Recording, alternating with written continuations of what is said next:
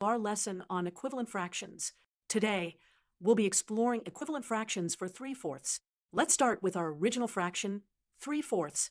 To find equivalent fractions, we multiply both the numerator and denominator by the same non-zero integer.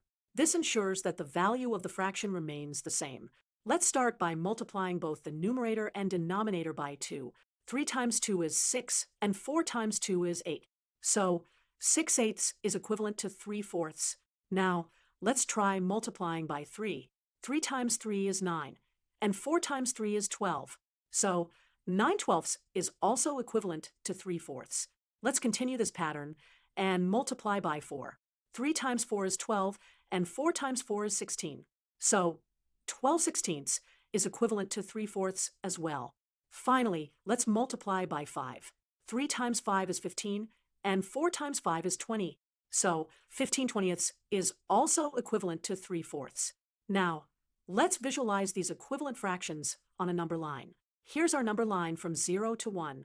Our original fraction, 3/4, is here.